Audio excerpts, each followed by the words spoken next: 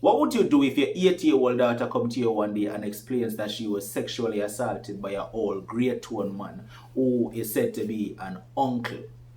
But to make matters worse, him even chase her down with a machete. And when you go to your husband, which is the child's father, and tell him what happened, him look upon you and say to you, say, you and your daughter are tell lie upon the man. How would you handle such a situation? Family, that's what today's recap is about. As this mother shared on Unstoppable Live what happened to her young, innocent daughter. This is a very upsetting one. Take a listen to this one that was shared on Unstoppable Live. I am actually upset with the justice system in this country. I am appalled at the sentencing that they pass on to the perpetrators of these crimes, the ones that are accused of molesting their own family members. When it comes to incest, grievously molesting their own family members, I am very, very much appalled at the, the sentencing that they're passing. No, I have an 8-year-old. I had an 8-year-old at the time. I had 3 children at home. I sent off all three to school in the morning. I had to pick up an immunization card for my son who had passed his GSA. So I had to go out of the district, out of the parish to another parish to pick up the immunization card. Actually, when I got to the clinic, it was a day where the new mothers and their babies would go to get their visits and their checkups. So when I went in, I had to wait on the new mothers and their babies before I could get through to what I wanted. After all of that was done, I got through, spoke with the nurse, and got through like about some minutes after 2 to 3 o'clock, and I went home. When I got home, we used to live very close to the road, so when the taxi stops, presumably everyone in the yard will hear and see. So when it stopped, I remember hearing somebody saying, "Mommy, Mommy." I recognized the voice as being my daughter's voice. So I paid the taxi driver his fare and I stepped into the yard and I heard when she said, "Mommy, come quick, come in here so quick." I realized she was coming from the shop. I had a shop in my yard. And I said to myself, the thoughts were just pummeling through my mind. I said, "What is she doing in the shop? Why is she here so quick?" But anyway, she opened the door and she pulled me into the shop. I went in and she locked the door, because I was asking so many questions. I was so afraid. I was so frightened, so stunned. But I remember I said to her, Mommy, come in and stop the noise. I'm not making ear causing go kill it. So I said, who is going to kill us? She said, "Mommy, tap the nice now, tap the nice now." And she locked the top of the door and she locked the bottom. And she pulled me across to the keep quiet, keep quiet. So, I was there and I was going to kill us. Why are you still in your uniform? I put her on my lap. She was there shivering. I mean, she was shaking like a leaf and crying. And I said, I hugged her and I said, "Tell me what happened." And she said, Mommy, he's going to kill us. He's going to kill us. Mommy, we can't tell you, he go kill us. So I said, all right. And I just hugged her. And I mean, in a few moments, I I heard when my husband drove up. And when he drove up, he backed his vehicle into the yard. And usually he would call out any of our names, like maybe my name or his daughter's name or maybe the other kids' names. So he called my name and yes, I'm right here. And he said, the whole the place looks so deady. Why you in the shop I do? So I said, it's me and my daughter who is in the shop. And he said, so what do you in the shop I do? Okay, when I went out, he looked, he saw his daughter, and he said, "Then why is it that you're still in your uniform?" And I said, "Don't worry about that. I came when I saw her in her uniform." And I mean, he was a bit angry, and he said, "You need to go and change your uniform, and go and change your uniform." So I said, "Don't worry about it. Go to the bathroom, change your uniform, and I'll come." He said, "No, no, no, no, no, mommy, come with me, come with me." So I said, "All right, I'll be back with you. I'm going with my daughter to the bathroom." And I went with her to the bathroom and took off her uniform, what was left of the uniform, and what was left of the blouse. Um, I said to her, "You're dirty. Your uniform is torn up. We're in a fight at school. Tell mommy what happened." And tears just started streaming down her face.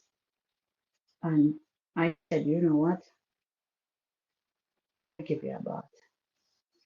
And I put her in the shower and I turned the shower pipe on and she backed away. So I said, "What is that?" She said, "Mommy, I don't want the shower on me. Keep the water in the pan." I can't as ever. So I put a bath under the pipe and had the water running in the bath. And I wet her and I rubbed the soap on the rag and I started rubbing her from her face, going down to the middle section. When I reached the middle section, she started backing away now. It hot, it hot. No. I put her across my lap and I remember having her lying across my lap and I lifted her legs and I looked at it and I realized her legs were red as ever. So I said, "Jesus Christ, what is this?" And she said, "Mommy, mommy, mommy, no quarrel, no quarrel. Me no want we did, go kill it." So so I started getting serious now and I said, "Who did this to you? Who is going to kill us? Who is she said to me, "Mommy, he's going to burn down the house and he's going to kill us." Anyway, I went in and I wrapped her in a towel and I put her on the bed and I called out my husband, called out to him. And he said, I'm doing something, I can't come now." I said, "It's important, you need to come right now." And I don't know what happened, but he just said, "You don't hear me, so I'm doing something. You have to wait until I'm done." So I said, "All right." And I wrapped her in the towel and I said, "I'll be back with you in a while." So that's it to my daughter. And I went to my husband and I said, "Listen, there's something wrong with my daughter. There's something that you as a father need to come and see and make your opinion and do it fast because it is not going to happen or continue like this. Something has to be done." Anyway, he didn't come. So I put some clothes onto her. I called my other two bigger daughters and I walked out of the yard and I went I think I went to the hospital. That's in another parish from where I was. It's nearer to me though, but I went to the hospital with her and I spoke to a doctor there and told the doctor what happened, what I thought happened, and what she told me. The doctor said I should. They sent me over to another section, and I went there, and one doctor said, "You need to go to Sissoko." I've heard the name, but I didn't know where it was. So I said, "Where is that? How would I get there?" And he said, "Just leave the child here." And he pointed me to where it was. I walked up it's very near to where I was. So I walked up to where it was and I spoke to someone there. You called your husband, and did you tell him what happened to the daughter, or you didn't tell him, or you just did not call him? Because you say I he called, never came. he did not come. He did not come. So He did you didn't ever come. tell him what happened? Why you was calling him? Okay, I did. The day after, we were still at the hospital, and he came by in the morning and he said, "What is happening?" And I said, "Hmm, you wouldn't even like to know because somebody's going to die, because I was so angry. I was so angry that you couldn't even pinch me with a needle and have a drop of blood coming out of my body. And he realized that I was angry, and he said, "What is wrong?" Um, he went to the daughter's bed, and the daughter said, um, "Uncle," and he called the name, "did the uncle so and so did this to me?" And he said, "What? What did he do?" And the child started crying. Then the nurse came on, and the nurse came and she said, "Sir, you just need to leave this child to rest for a while." And he started crying, and they took him to a room and they talked to him. I don't know what they said because I was not in the room. I remember going out to the vehicle, and he was like, um, "We can't believe this, we can't believe this. A lie, that's a lie. That's a lie. No, we can't go like that." So I was astounded to hear. So I said to him, "Then if there is proof that something went on like that, and you're saying that it's a lie," he turned to me and he said, "No, you and your daughter is telling a lie on my uncle." Remember now, the Wait, uncle is the the uncle uncle. is the father's uncle? That's right. So he would be my daughter's big uncle. Ah, okay. So I said, "No, I am not telling a lie. My daughter is not telling a lie. She's not a stupid child. She is a Oh, so very your daughter intelligent is child." not your husband's daughter. Yes, my daughter is my husband's child. So why would he say you and your daughter telling a lie for my uncle? That's right. That's him. You and your daughter is telling a lie on my uncle. I will never forget those words. People know you And are going yesterday tonight? The man tell him wife say she and your daughter, not for him daughter, you know. The man say you and your daughter I tell lie for my uncle. What kind of father do something like that? What kind of father says something like that? Continue anyway, Carla. no, it's all coming back to me now. And I'm oh,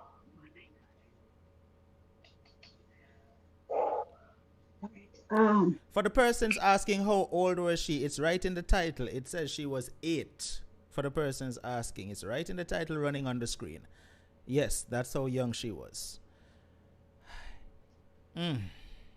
I I can't remember now, but he was there and I saw tears running out of his eyes. And I said, "Why are you crying?" Because if you're telling a lie on your uncle, why should you cry? And I remember,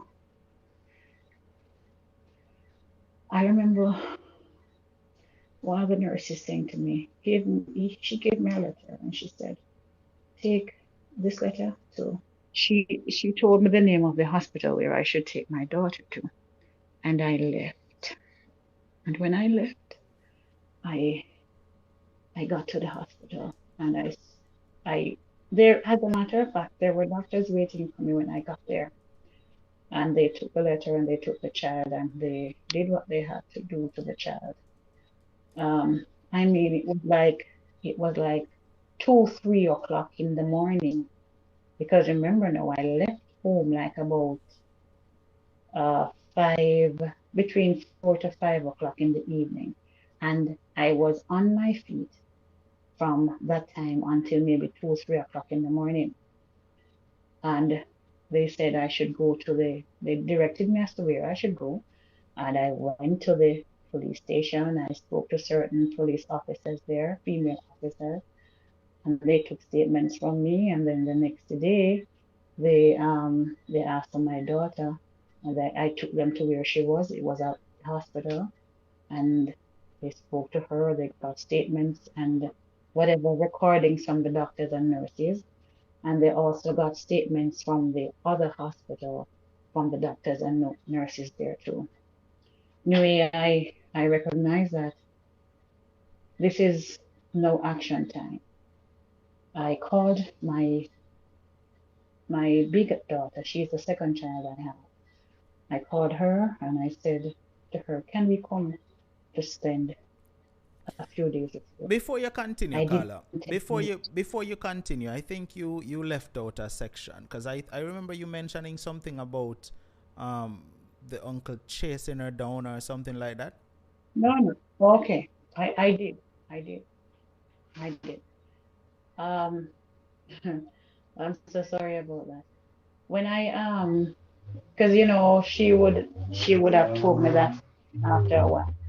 She said when she went into the house, Now, just a um, reminder to all the viewers listening: this baby is 8 years of age now. To everyone listening, 8 years of age.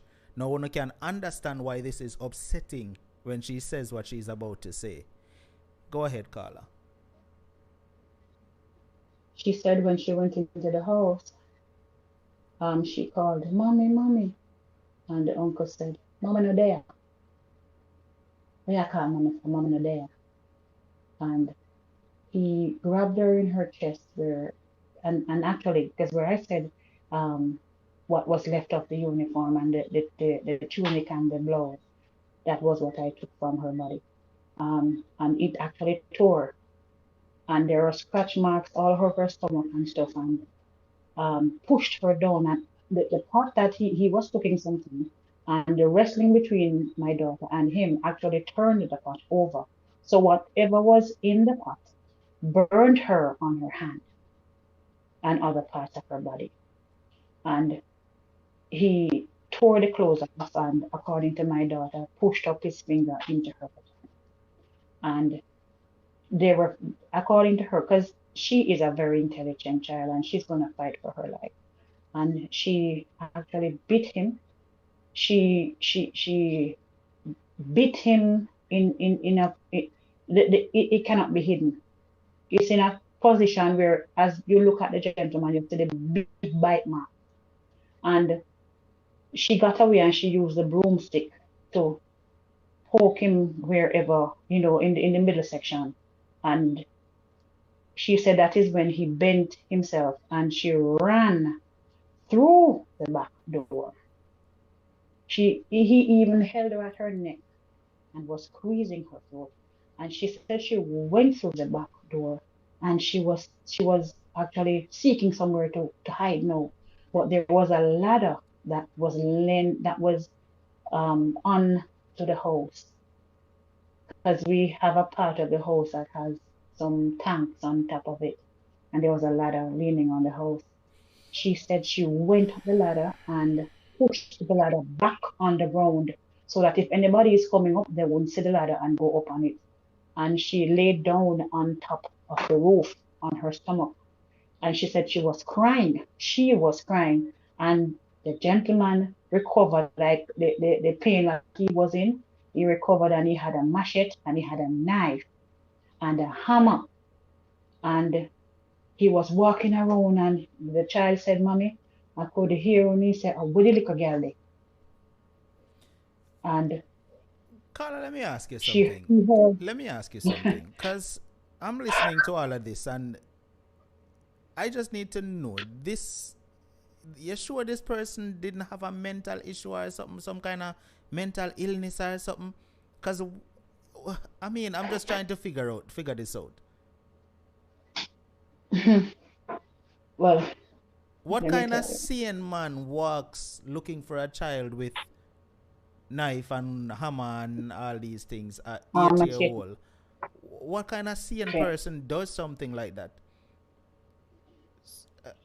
Well, I am not. I'm to be honest. I am not even going to say whether he was sane or not, because in my mind right now, whether sane or insane, I am not even going to try to fathom that, because whatever he did, there is no justification for whatever he did. And I remember my daughter saying he heard when he said, "Oh, with the little girl there," and she said she made a muffling sound, and he looked and saw her and pushed back the ladder onto the house and was coming up the ladder. She said, Mommy, when I realized that he was coming up, there was nothing I could do. Do you know what my daughter did? My daughter jumped from the roof, jumped from the top of the room to the ground. And when she jumped, she had this, she actually, because she was actually being treated for that. It's like she broke an ankle or did something to her ankle. And she ran in the pain when she jumped to the ground, ran in the pain to the shop. And when she ran in through the back door, one foot of her slippers was left outside. And she locked the back door. She tried to get the slipper, but he was coming, so she locked the back door. And that was how I came to see her in the shop when I came back from where I went. Okay? I know you said you was calling the father to tell him what happened, but why you didn't tell the father before you took her to the hospital? Why you didn't tell the father what was happening? No, let me tell you the truth. Let me tell you the truth. I was, I was, I was so, I was, I was so frightened. Because listen, no, I wouldn't have the details of everything to tell him right away. I was so frightened. I was so everything. Mm-hmm. I remember when I said, come here quick. Come look at your daughter, see what is happening. Come and look. Because remember now, I left the child on the bed and I went to where he was just to get him to come and see for himself. And he did not come. I was angry. I was very angry. So the That is next the the reason. next question is this: after you took the baby to the hospital and doctors confirmed that she had been molested, the father still never believed? Remember now, I told you that he came the day after. Remember, I left in the evening to go to the hospital, and he came the day after. He came to the hospital the day after, And what was his and response he at that went, point? he went to my daughter's bed, and he said to my daughter, "What happened? Tell me what happened." And my daughter cried, and she told him what happened. And I can remember him walking out, and he went to sit in the back of his vehicle. And when I went out to where he was, there were tears rolling down his face, and he said to me, not easy. Not easy. We can't believe this at all. We can't believe this at all. You and your daughter really a liar, When I tell life on my uncle. You and your daughter really tell life on my uncle. But that was his response. That was his response. And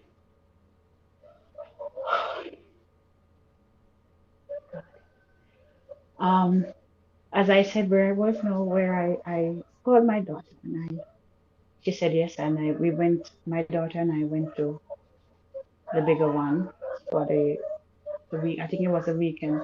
I went there, and she was with her sister in her room, and she was talking to her.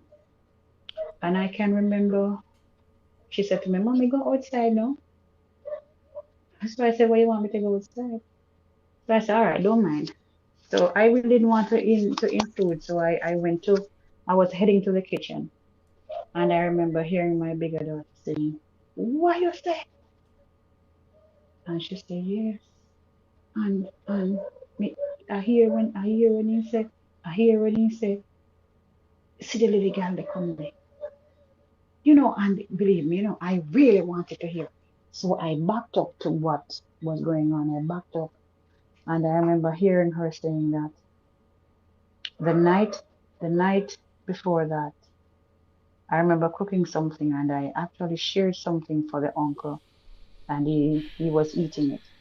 And my daughter ate what she had to eat, and she was just taking the plate she had what to eat to the kitchen sink, and she was going out, and she said her uncle and her father were sitting on a seat that was there, and she heard when my husband said to the uncle, "Do we have to do, just do what you have to do, do the little girl." And the uncle said to the father, "So what about the mother?" And the father said, don't worry, we'll deal with her. When I heard that, when I heard that, I remember everything in my brain started going upside down, backwards, and it went in every direction you could think of. And I can remember just falling on the ground, falling on the ground. And I stayed in the hospital for, when I woke up, I was in the hospital with some big bandages over my head and stuff. And they told me not to move and stuff. And I kept on asking what was wrong, what was wrong. And I remember one nurse came to my bedside and she said to me, you had a fall, you blacked out and you had a fall. And what is happening now is that the blood in your head was draining to the front.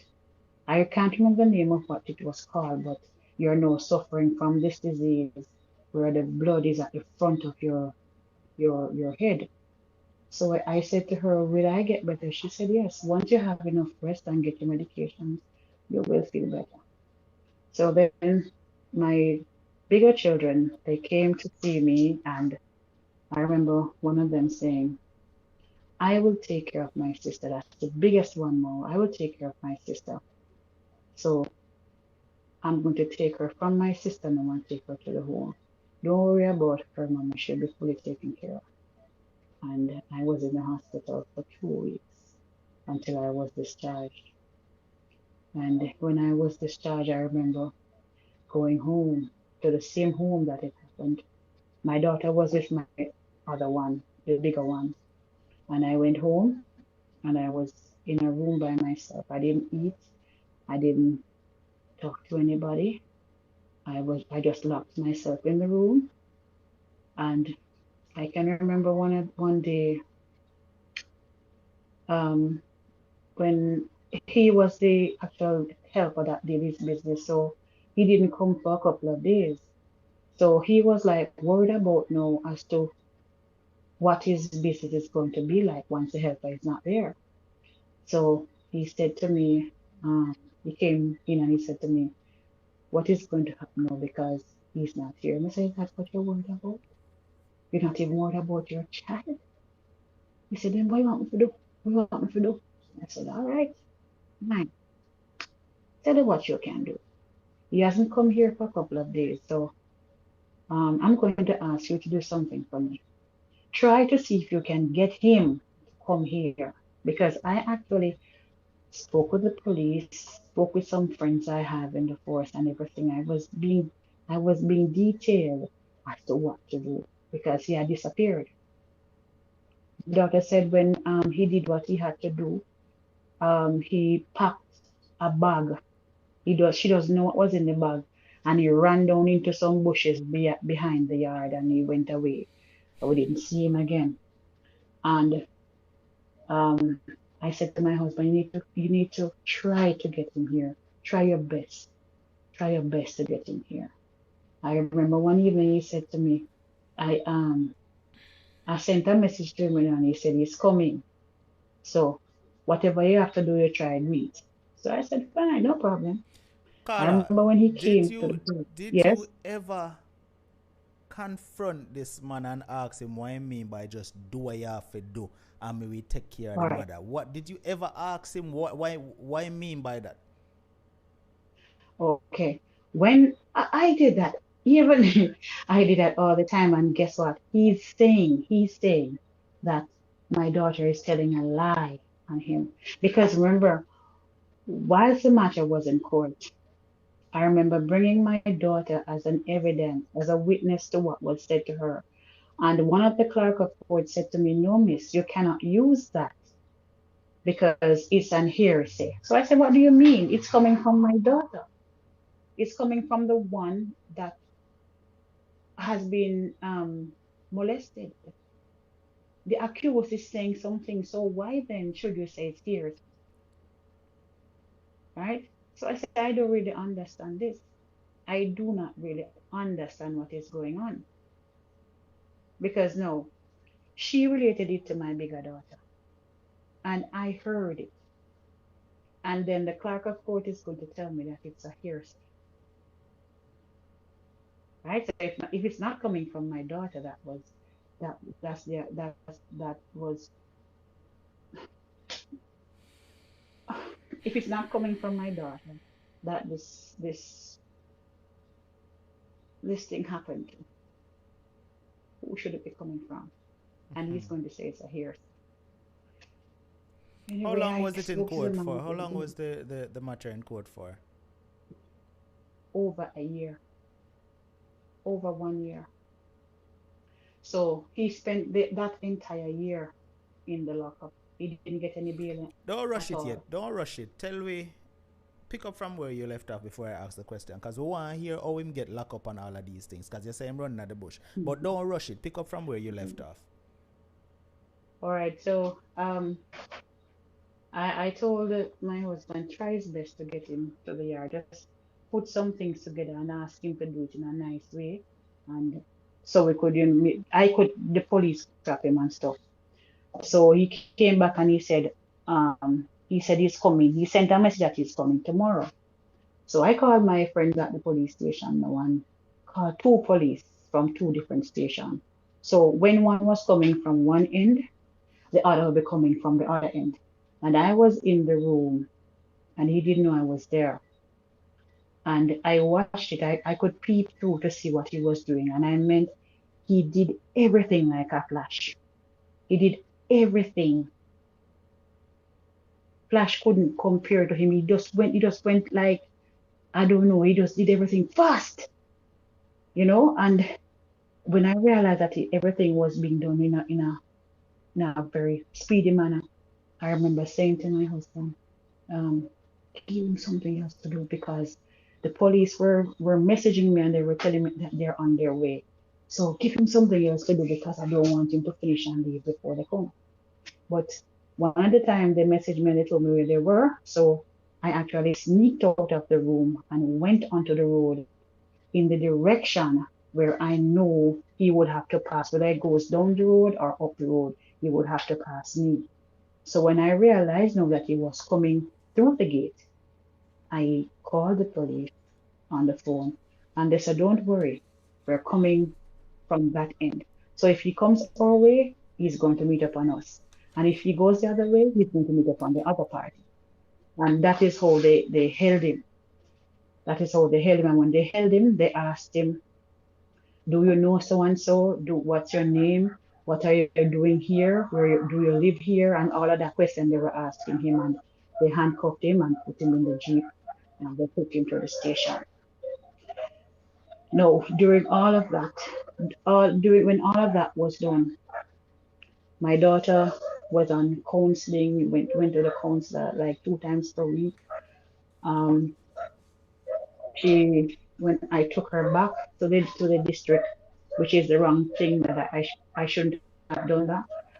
I took her to the district. She was going to school, and I remember people in the district saying they used to tease her like, "You're your uncle's girlfriend," and like children of her age, they would say things to her, and she would come home crying. And I remember one evening I was doing something. I realized she was very worried, um, and I tell her she wets bed like crazy since that happened. Um, I remember one evening I was doing something, and it's like I just heard a voice say, "Look behind you."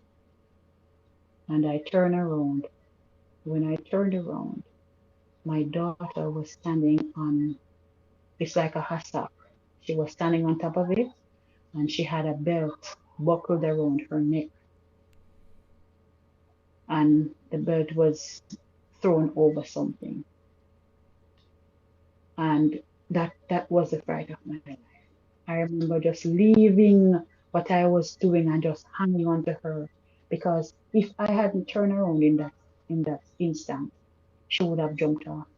I took her and I took her right back to the hospital, and I spoke with the doctors and they admitted her right there. And she was admitted and she was on the counseling session at the hospital, and they treated her very well. She was learning in hospital and all of that. I remember now one day, and I mean no, during all of that time while she was in the hospital, Daddy didn't come one time to say, how is my daughter doing? Not even once. No, I remember one evening, one doctor called me and he said to me, you need to call the school that your daughter goes to and let them know that the minister, he said something. He said something like, um, the government is going to take your child from you. And I was like, why? What are you saying? And then he said, all right, come into this room. Come on, have a seat. Just sit down.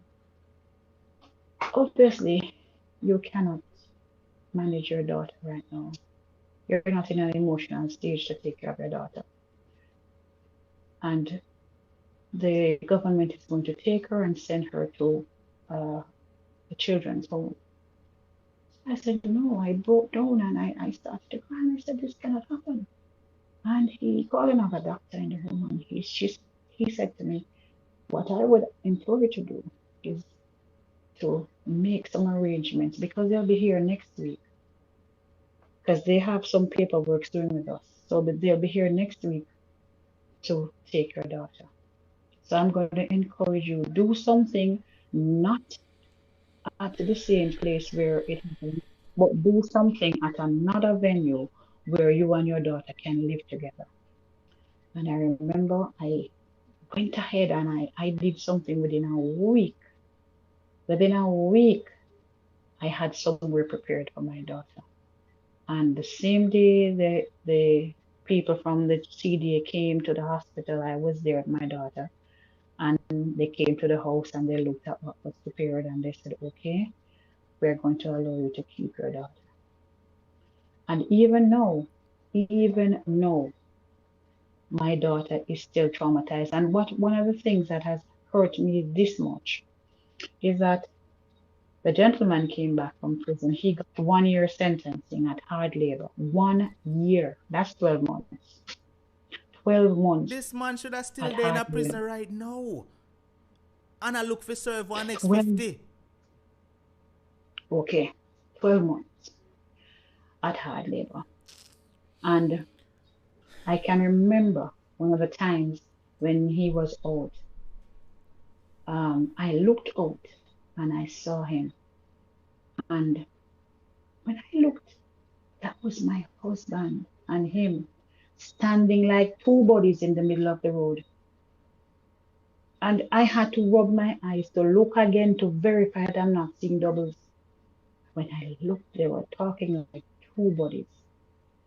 And that is one of the things that's a catalyst that actually pushed me to leave that place. Because how could your uncle, your blood uncle, do that to your 8-year-old daughter? And you are in front of the yard, in the street, talking to the uncle? It simply means that you guys are conspirators.